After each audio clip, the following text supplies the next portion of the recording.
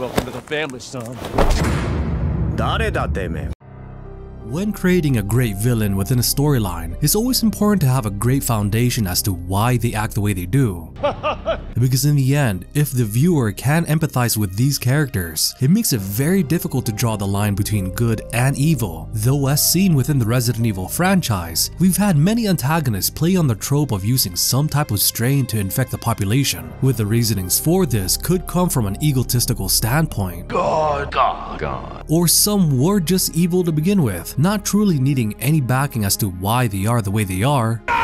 So this brings us to Jack Baker from Resident Evil 7, and from a surface level point of view, you may conclude that he's just another baddie infected with a new cocktail of an infection, and constantly ready to hunt down the main protagonist. Well, that's true to a degree. What? Because yes, he does have the typical hunt you down stalker ability like we've seen in the previous Resident Evil titles. Yes, he was a complete psychopath when we first encountered him, and from our perspective, whatever the reasonings he had for being the way he is, well, we could have assumed that he was just plain evil from the start. I'm no killer, son. Are you sure about that? But in actuality, much more was hidden beneath the surface of this typical looking villain, because we learn later in Resident Evil 7 that he was much more than he let out to be. So much more that it humanizes him as a character, letting us players empathize with the situation he was dealt with. So this begins our breakdown of Jack Baker's character as a whole, which we can simplify by separating things within their proper topics, which we can start with an overall storyline role that Jack had in RE7 and his DLC, his overall biology and how the mold strain changed it, then his gameplay mechanics and how this in a way was a perfect foundation to what was to come for Resident Evil games in the future, and finally how we can explain why he was such a great antagonist to have and the humanizing factor that made us empathize with him in the end. So sit back as we cover the story of Jack Baker. Oh yeah, I'm gonna take you for a ride. No. To begin the story that surrounds Jack Baker, we have to set up the premise on who he was prior to his main antagonistic role in RE7, which we can start from what we knew from his early life, with the limited details surrounding this information stated that he was a Marine in his younger years. Also, he was known to have many altercations with his sibling Joe Baker. God damn it, Jack! Don't you remember your own brother? Well, beyond that small info of his younger self, the most that we would know is that he and his family owned a large plot of property in DeVuH, Louisiana. This constituted the setting for most of Resident Evil 7, with the places like the main mansion-like house, the old house, the boat and docking area, and much more. And within the residence, Jack Baker was married to Marguerite. With her, they had 2 children, Zoe and Lucas. Also within this small community in Louisiana, the Bakers would be known enough that it was rumored that Jack Baker's son Lucas was a bad seed. Bad rumors about their son Lucas. Bad seed apparently. Well, so far all this information would play an integral role in some capacity for the foreseeable future for this family, because sometime in October 2014, a hurricane would hit the local area. Simultaneously, it so happens that a ship containing a bioweapon would be in the proximity. This would result into the catastrophic shipwreckage that would release a bioweapon, and it just so happens, unfortunately for Jack, that he would find said BOW after the storm, because to his knowledge, this bioweapon appeared to look like an innocent young girl, and Jack Baker saving her and the family taking her in within their household would be the kind and hospitable thing to do for those in need. Wow. Well, that would be a tragic mistake, because soon after, this young girl would reveal herself to be Eveline, a BOW created by the mysterious crime syndicate called the Connections, which she was specifically created to wield what they called the mold strain, a fungal-like infection resulting from the experimentation using the mutamycete by said organization. They're mine now. Well, this was a complete unknown to Jack and his family. He didn't know that his life would be changed forever once meeting the young bioweapon, and if anything, him rescuing and giving her shelter allowed him to have that bed and breakfast that he always wanted. Always wanted to run a bed and breakfast.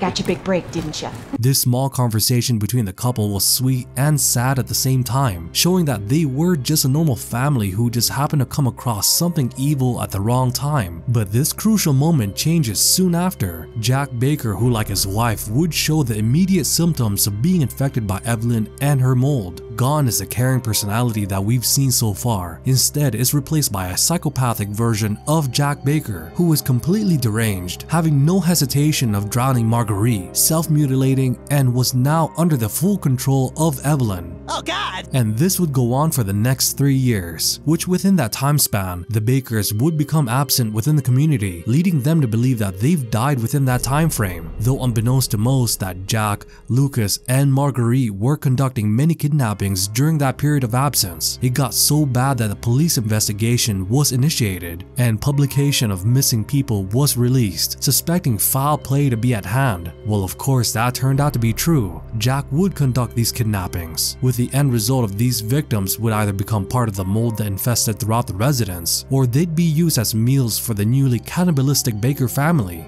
Oh God, I love home cooking. While also due to the absence within the community, a crew called the Sewer Gators would come to the Baker residence to cover strange and haunted sightings. While this video documentary style of investigation would lead the Sewer Gators to explore the Baker residence, not knowing that this would be the last thing they'll do, because soon after arriving and making their way inside the house, many unfortunate things would happen. This included one being impaled and the other knocked out.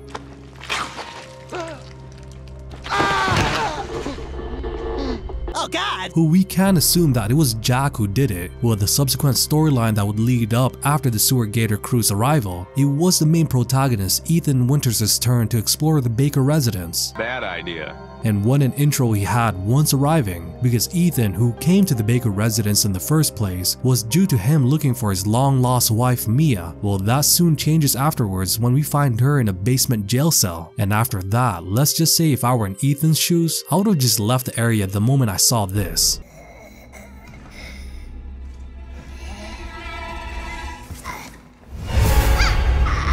I have an idea. Let's leave! Well, after this crazy reunion with his long-lost wife, Ethan's situation doesn't get any better because a great hello from Jack Baker would be given. This prompts the next scene of Ethan having that nice dinner meal with Jack and the rest of his family. Then shortly after, Jack becomes a primary antagonist in this first portion of our playthrough, known to cause so much harm to Ethan, stalking us, and even breaking through walls. The next major encounter with Jack happens when we think things could get a little bit better when a police officer arrives at the residence. First, you need to tell me what you're doing out here alone in the middle of the night. Me? What about you? No, it's my job. Won't you do your job and tell me? Answer my questions. You're not gonna believe me if I told you. Try me. Hey, put that door back. Put that door back up. Wait! That's disgusting. But besides that gruesome moment, Jack Baker again within this garage continues his tirade of insanity, doing everything he can to torment Ethan. And what's surprising is that we learn that Jack can survive many fatal injuries, which from Ethan's point of view, what could cause a person to be so crazy and seemingly immortal at the same time? You're about to see some wonderful. Well, the next boss fight with Jack Baker happens later, though this time he uses a scissor-like chainsaw weapon, with Jack Baker versus Ethan Winters fight it to the death within this cramped death cage setting. And of course, during all these events, Jack seems to revel in the moment, which this happiness of Jack would be cut short. Oh, brother, this guy stinks! After his defeat from Ethan and seemingly dead from his injuries this time, or is he? Because later we find out again he comes back, though in a much more hideous and mold-stricken form, which in the end of the boss fight, Ethan would use a serum to help cure Jack from the mold strain, with the results completely incapacitating Jack Baker once and for all.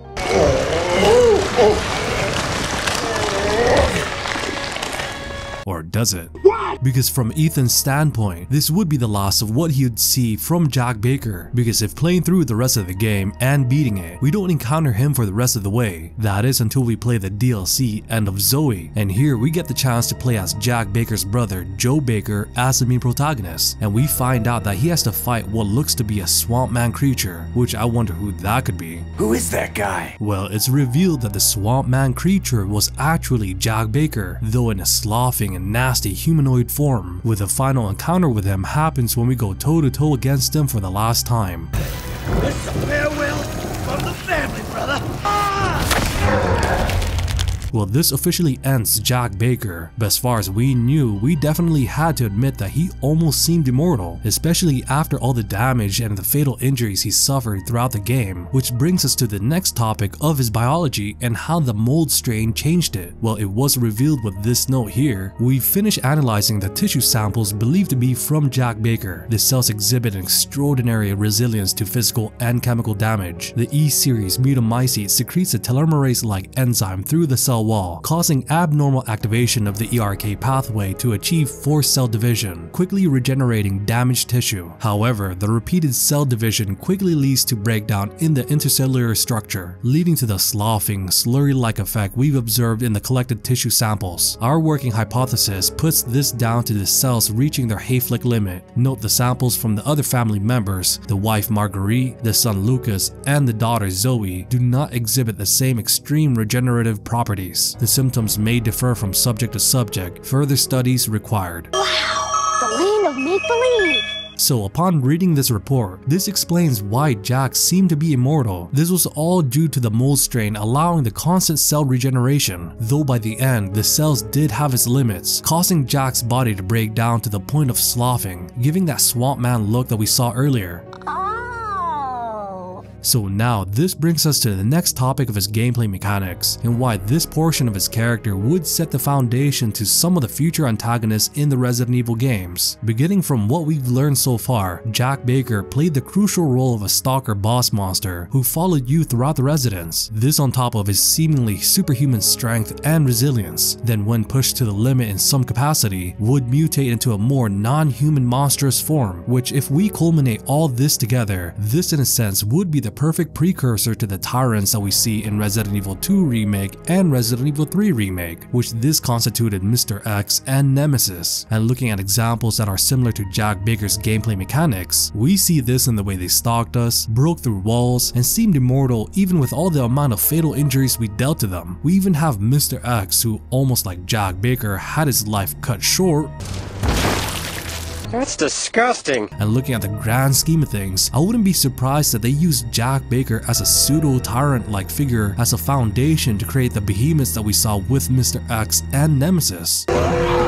Anyways, you guys might be thinking, well, that's great and all with all that Jack Baker information, but where's the part where we discuss why he was such a great antagonist? Well, to get to that, we have to remember certain moments in the Resident Evil 7 storyline that portrays him as a regular person who was put in a bad situation, because as far as we knew, he was your typical family man looking to help those in need, and that person in need just so happens to be Eveline. I made one tiny mistake. That alone already humanizes his character. I mean, if any one of us were put in Jack Baker's shoes, I'd bet a good majority of people wouldn't hesitate to help those in need as well, which this simple action was an easy way to empathize with his character, instead of seeing him as a full-blown psychopath after being infected with the mold strain. Second, I would say the biggest redeeming moment of Jack was the vision that Ethan had of him in the latter part of the game. Here, Jack gives a brief summary on what happened to him and his family.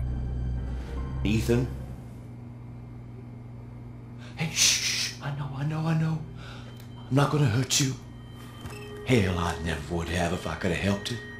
What do you mean? I'm no killer, son. Neither is Marguerite, nor my boy Lucas. Liar! Or even Zoe here. That girl, Eveline, she did this. What the hell is she? No, what did she do to you? She infected us with her gift. That's what she calls it. I found her near a busted out tank in the bayou. Everything changed after that. So she infects you and then she takes control? No. Not exactly, son. She just... she forces her way into your mind, your soul. You can't fight back. You are connected to her, and you can't resist the urge to... Oh, you're a different person after that. Just like Mia. So Mia sent me that message because of Eveline. Listen, The girl just wants a family of her own. She's the key. All right? You find her and you stop her. Ethan. Free my family. Please. So after watching that vision, it just reveals that Jack and his family were all just regular people, maybe except Lucas.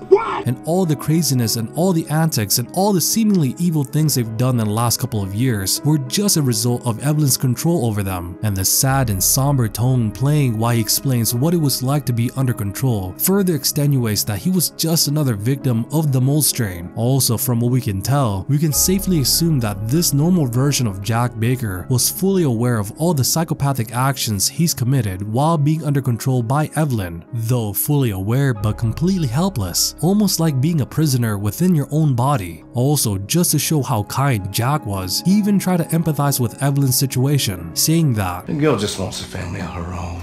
almost to justify her actions in some way, again further humanizing Jack Baker and his situation, because before this vision, we had to admit that he was a menace and that we were tired of him trying to kill us. But to see this cutscene, it helps redeem him as a character, and if anything, we feel bad that he and his family were put in a tragic situation, showing that Jack Baker as a whole had no ulterior motive of being just a typical evil villain in this game. He had no inklings of wanting to kill and kidnap people for years. He was just your regular family man who thought he was doing something good by helping Eveline after the hurricane in 2014. So in conclusion, what can we make of Jack Baker? Well, he was a great antagonist to have in this game. He gave us suspense, many tense moments, also a lot of gruesome scenes as well, but also having that redeeming moment that helps us understand his character, a villain that we can feel bad for due to the situation he was put in. Anyways, those were my thoughts of Jack Baker, but what were your opinions on him, and where do you rank him against the many villains within the Resident Evil franchise? Please let me know your thoughts in the comment section down below. Also, if you guys enjoyed the video, then please feel free to like and subscribe for more video content like this in the future. Anyways, thank you guys so much for watching, and as always, you guys have a great rest of your day, and this is Hey DeVuH, and I'll see you guys in the next video. 誰だてめえ